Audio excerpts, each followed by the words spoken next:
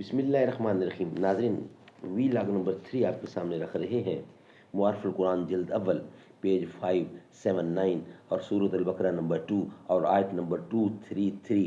اس کی تلاوت کی ہم نے آیات اور ترجمہ آپ کے سامنے رکھا۔ انشاءاللہ آپ رکھنے جا رہے ہیں خلاصہ تفسیر، حکم نمبر 30، رضاعت، اس کا ہیڈنگ ہے وی لاگ نمبر 3 کا۔ ناظرین، رائٹر ہیں اس کتاب کے مفتی اعظم پاکستان حضرت مولانا مفتی محمد شفیع صاحب رحمۃ اللہ علیہ۔ سورۃ الفاتح سے لے کر سورۃ البقرہ پارہ اول تا پارہ تیسرا رکوع 8واں۔ معارف القرآن جلد اول۔ بسم اللہ الرحمن الرحیم۔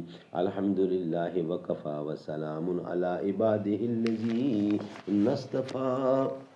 قال النبی صلی اللہ علیہ وسلم خیرکم من تعلم القرآن وعلمہ۔ بہترین لوگ وہ ہیں جو خود بھی قرآن پڑھیں، دوسروں کو پڑھائیں، سکھائیں اور لکھائیں۔ زلزلے جن سے شہنشاہوں کے درباروں میں تھے، بجلیوں کے آشیانے جن کی تلواروں میں تھے۔ ایک جہان تازہ کا پیغام تھا جن کا ظہور، کھا گئی عصر کہن کو جن کی تیغ نصبور۔ حکم نمبر 30، رضاعت، خلاصہ تفسیر۔ اور مائیں اپنی اولاد کو 2 سال کامل دودھ پلایا کریں۔ یہ مدت اس کے لیے ہے جو شیر خارگی کی تکمیل کرنا چاہے اور جس کا بچہ ہے۔ اس کی ذمہ داری ہے ان ماؤں کا کھانا کپڑا قاعدہ کے موافق، اور کسی شخص کو کوئی حکم نہیں دیا جاتا مگر اس کی برداشت کے موافق کسی ماں کو تکلیف نہیں پہنچانا چاہیے اس کے بچے کی وجہ سے، اور نہ کسی کے باپ کو تکلیف دینی چاہیے اس کے بچہ کی وجہ سے۔ اور اگر باپ زندہ نہ ہو تو مثل طریقے مذکور کے بچے کی پرورش کا انتظام اس کے محترم قرابت دار کے ذمے ہے جو شرعاً بچے کا وارث ہونے کا حق رکھتا ہے۔ پھر یہ سمجھ لو کہ اگر دونوں ماں اور باپ 2 سال سے کم ہیں دودھ چھڑانا چاہیں باہمی رضامندی اور مشورے سے، تو بھی ان دونوں پر کسی قسم کا گناہ نہیں۔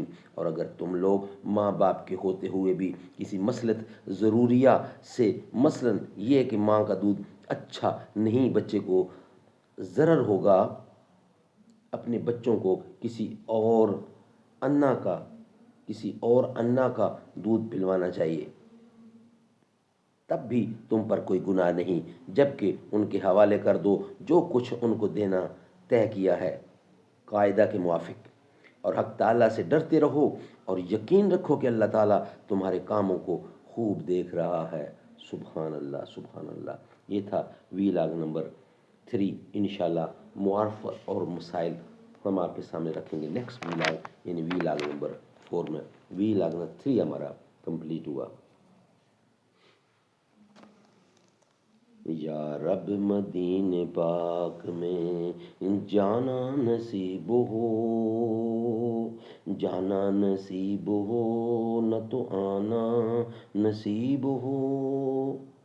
حافظ کے دل کی ہے یہی خواہش و التجا، قدموں میں مصطفیٰ کے ٹھکانا نصیب ہو۔ طیبہ سے آ کے بھی رہے طیبہ کی آرزو، تحفہ یہی مدینے سے لینا نصیب ہو۔ یا رب مدینے پاک میں جانا نصیب ہو۔